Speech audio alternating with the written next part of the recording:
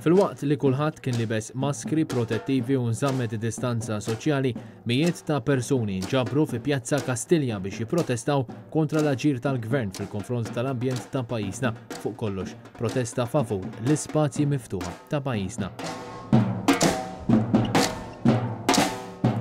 Josien Mikallef indirizzat lil dawk li nġabru quddiem l-uffiċċju tal-Prim Ministru. Pajjiżi huwa żgħir u l-iktar pajjiż mibni fl-Unjoni Ewropea.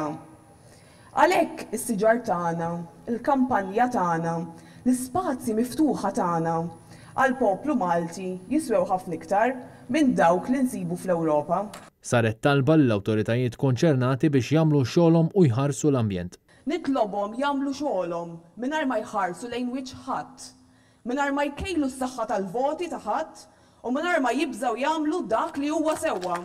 Il-messaġġ lill-Gvern u lill-Prim Ministru Robert Abela kien wieħed ċar. Irrid Gvern u Prim Ministru li jifhmu l-importanza ta' spazji miftuħa għall-pubbliku. Imma l-Gvern irid jara fid-differenza bejn il-gwadann ekonomiku u dak monetarju. Il-flus mhux kollox u l-voti wisq anqas. Il-messaġġ kien favur is-saħħa tal-poplu Malti u Awċi li jistgħu jibqgħu b'saħħithom grazzi għal spazji miftuħa li għandu pajjiżna.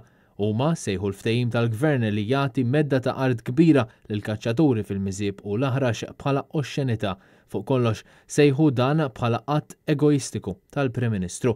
Dawn il-messaġġi waslu f'isem 60 NGO ambjentali li flimkien jiffurmaw l-aqda spazji miftuħa, kif ukoll minn il-fuq minn 30,000 persuna li iffirmaw petizzjoni biex jgħidu lill-Gvern li l-kampanja hija tagħna il-koll. NetNews tkellem ma' żewġ rappreżentanti ta' spazji miftuħa. Nemmnu li daw il-postijiet iridu jibqgħu aċċessibbli għall pubbliku, li l-Maltin għandhom id-dritt li jgawdu daw l-artijiet li vera ma tantx qatt fadal minnhom woodlands bħal daw. Dawn huma postijiet li jridu jibqgħu miftuħin is-sena kollha għall pubbliku. Huma ħallew kaxxa b'diversi messaġġi favur l-ambjent għall Prim Ministru Robert Abela biex jaċċertaw li dan il-messaġġ jasal f'Kastilja. Donnu l-Prim Ministru u l-Gvern ta' Malta mhux qed jisma' il-karba tan-nies li jridu spazji miftuħa. Mhuwiex aċċettabbli li art pubbliċi jingħataw lil ftit. Kien Kutajar, NetNews.